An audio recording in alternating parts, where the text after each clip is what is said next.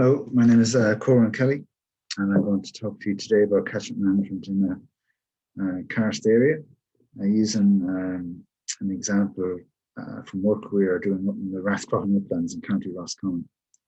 Myself and my co-authors would like to thank the IAH for this invitation to talk to you today.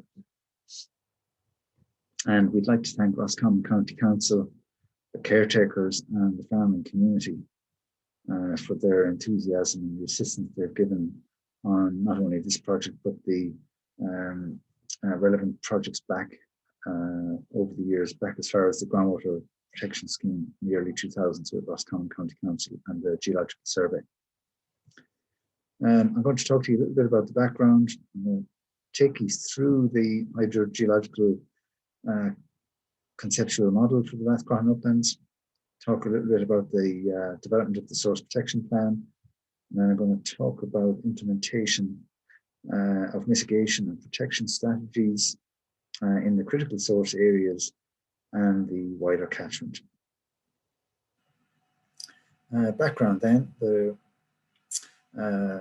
first iteration of the source protection plan was published in January last year, and it came about from a number of projects and approaches that have developed over the last decade or so. The National Federation and the Geological Survey established zones of contribution for all of the drinking water sources between 2010 and 2018 as part of a multi-barrier approach to drinking water protection. And Donald Daly, a co-author on this paper when he was in the EPA, introduced and proposed integrated catchment management approaches for managing groundwater resources, with a vision around a healthy, resilient, productive and valued water resource that supports vibrant communities. And then in 2015, the Geological Survey, through their groundwater program, started a project called Groundwater 3D, and that included detailed work on a number of karst areas, including the Rathcroghan Uplands.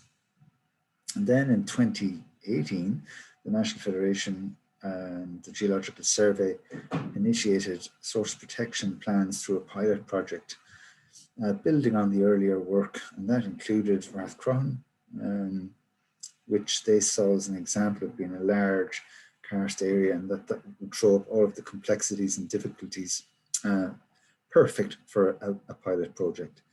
And through that, that led to the development of the Drinking Water Source Protection Framework, which provides the structure for developing and implementing a source protection plan. And Barry Dean spoke about that in November at the last IAH conference. The Rathcroghan Uplands, so the Rathcroghan Uplands are in that black box that I've outlined. And that is set inside County Roscommon, which is this outline around here. And that is set against the Geological Survey's National Bedrock Aquifer Map. And you can see that most of the area in Roscommon and in the Rathcroghan area comprises a regionally important karst aquifer. So this is all karstified limestones. The green symbols inside the Rathcroghan area, they are the drinking water sources for the group water schemes. Okay. So the area then of the uplands occupies some 200 square kilometers, set at about 40 to 150 meters OD. It receives over a meter of rainfall a year, and the upland area is relatively dry. There is significantly greater high drainage density on the low areas. And you can see that here. These are these upland portions of the Rathcroghan Uplands, which are relatively dry. And then we have the water courses and water features all around the perimeter.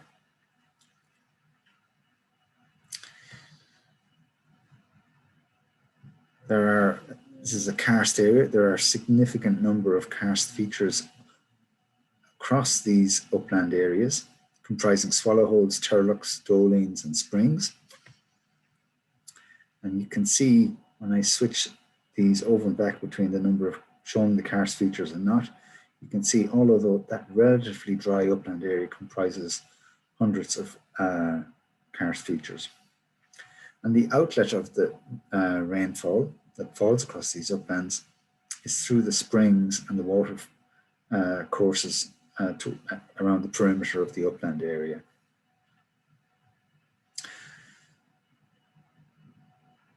The group schemes capitalize on a fraction of the overflow of these springs. These are the individual average abstractions, and it comes to some 2,000 meters cubed a day that provides water to the drinking water, to the group water schemes. This is Ugla in the center here, and this is the overflow from the main spring. And this is Curracray here, for instance, and the overflow heads off in that direction. To establish the catchment area of the zone of contribution to the springs, the main method that we used for this karst area was through water tracing, and tracing helped to inform the zones of contribution. So these dashed lines represent the flow paths from the positive traces that we conducted. And these are rapid flow paths, hours or days, where it gets to the spring. And some of them, like this one here, is quite long. That's some 10 kilometers in distance. So this, these traces allowed us to pick out the main groundwater patterns and the zone's contribution to each of the springs. So each spring has its own zone of contribution. And some of these zones of contribution are quite large. In total, it comes to just under 200 square kilometers. This one in the grey outline is the catchment area that was established for the Castlereagh Public Water Supply as part of the Roscommon Groundwater Protection Scheme in the early 2000s. There's more tracing to be done, but at the moment, this is what we have, and it's given us a good enough picture to as to what the general groundwater flow directions are. The water quality in these springs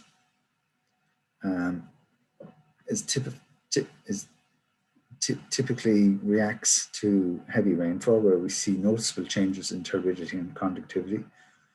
We see relatively high counts of microbial pathogens in the untreated water, significant sediment loads, and pesticides and metals are present as well. These springs are occasionally badly polluted to the extent that the supplies are cut off or are under boil water notices. So this is a 3D schematic of a portion of one of the spring catchments. This is Ugla Spring here, part of the Mid-Roscommon Groundwater Protection Scheme.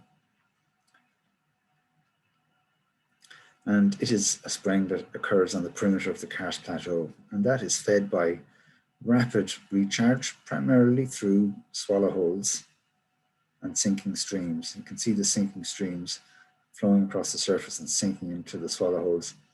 And that water makes its way to the springs in a matter of hours and days.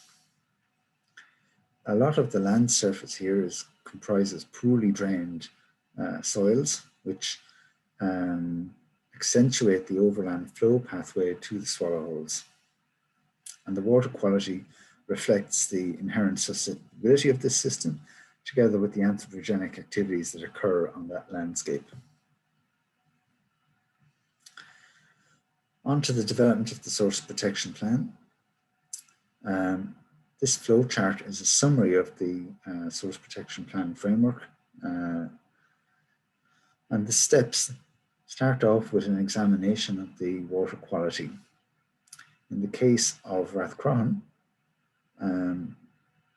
stacking the untreated water quality against the guideline values in the framework document brings us to an improve objective. So we want to reduce the sediment load, we want to reduce the microbial pathogen count that we see in the untreated water. And that will ensure that a better untreated water quality and a more resilient drinking water system. So we have delineated the catchment areas, and we have an idea of the conceptual model through the characterization from the tracing studies, and we're able to tell the story of the catchment. We can link the water quality to the pathways across in the catchment, the hydrogeological pathways, that is, back to the significant pressures that occur in certain parts of the catchment. So if our goal is to improve, we want to be able to bring to play mitigation and protection strategies, we need to do some further characterization and evaluate mitigation options in critical source areas. So this is the path that we are on. We're currently implementing relevant mitigation options, and we're also monitoring progress and making adjustments. It incorporates mitigation actions in the critical source areas. A significant proportion of the plan revolves around communications, awareness, education and outreach, land use management, continuous water quality monitoring. And we need this to be able to monitor results and get feedback. And we also have in the plan actions around improving the definition of catchments and critical source areas. So the critical source areas then, if we have our catchment and we know where our susceptible areas of our catchment are, and we identify the areas where there are significant pressures and we bring these together, that gives us the critical source area, the part of the catchment that delivers disproportionately high amounts of pollutants compared to other areas in the catchment.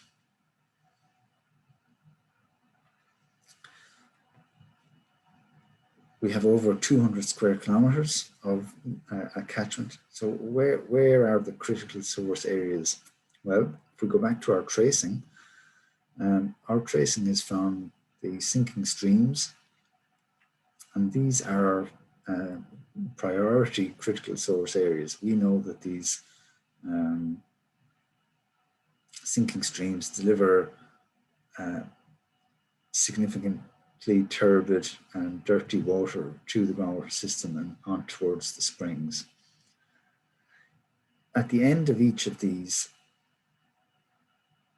swallow holes and sinking streams is a smaller sub-catchment. So we're focusing on those sub-catchments to the wider groundwater catchment. And this is an example of one here. We have this swallow hole at the end of this long sinking stream, and that's set in a sub-catchment that comprises poorly drained, rushy soils in which there are pesticides and herbicides applied, not just in the fields, but in the gardens of houses and so on. And we have septic tanks, and we also have areas where sediment gets into the sinking streams quickly. So the mitigation might be achieved through a variety and a combination of options and methods, such as fencing, sediment herbicide controls, riparian buffers, inspections of septic tanks and improvements of those systems, and the introduction of woodland and other biodiversity elements. And all of these actions seek to break the pathway in the hazard receptor model. And you would have heard from Patrick earlier in the session discussing that in more detail. Here's an example that Sean Corrigan, one of our co-authors, is working on at the moment. This is a sinking stream that enters into the groundwater system through a series of swallow holes in this area here. And these ovals are all of the farmers that are involved in the project in this sub-catchment. And what we're looking at is fencing to keep cattle back from the stream, and a 3.5 meter wildflower buffer to help improve the biodiversity along the stream. So this will reduce sediment load and pollutant load into the sinking stream.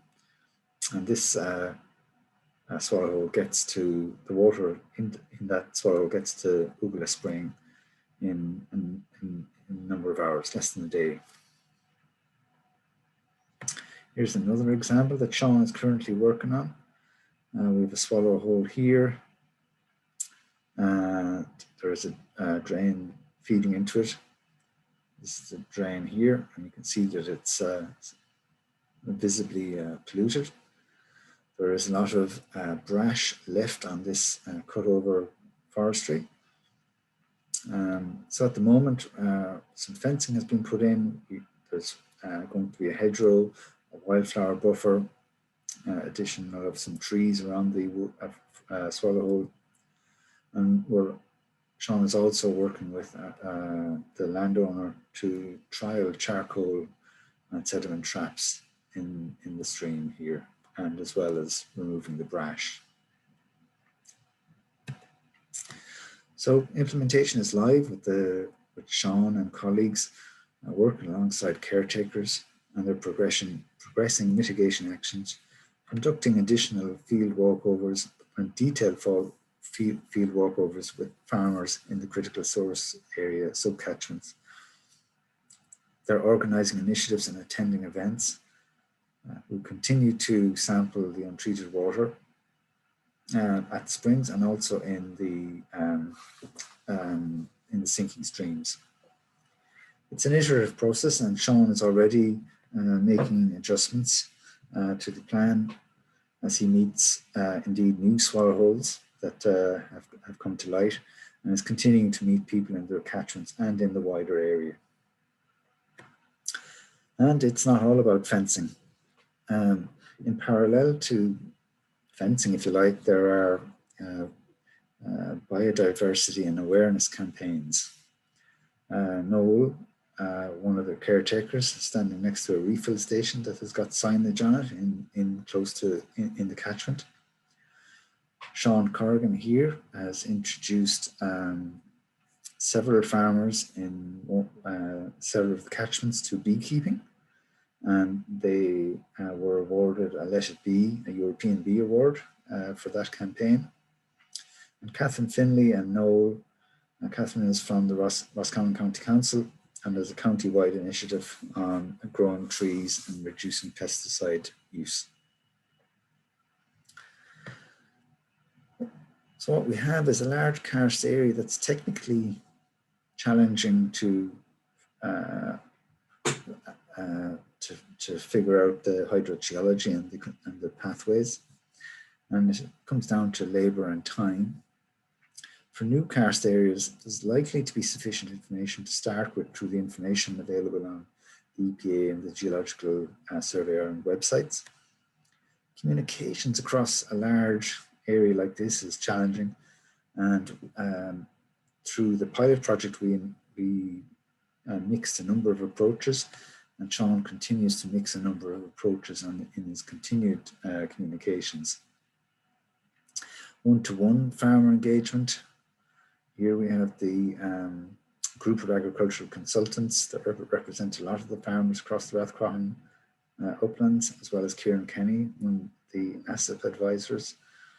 And here we are as a group at one of the sinking streams, and the National Federation and the group water schemes in the area are engaging with all of the schools in the area. So we're starting small with a few critical source areas in parallel with biodiversity and awareness campaigns. And what we're finding is that people want to engage positively. It seems to be working through champions, both champion farmers and others in the community, as well as champion group water scheme caretakers and National Federation staff. It's an iterative process, And throughout all that process, the groundwater scientists involved have helped provide the science and link the various components of the framework. And a final note, I want to advertise the a part of the outreach that the National Federation have. They have recorded a number of short videos with the farmers in the catchment, and they're perhaps a couple of minutes long, but they are well worth watching. This one with Dave Malley, where he discusses weed wiping controls. One of the intensive dairy farmers in the area talks about planting trees and protecting water sources. And Thomas Rush, one of the other invaluable group water scheme managers, talks about water quality protection. Okay, thank you.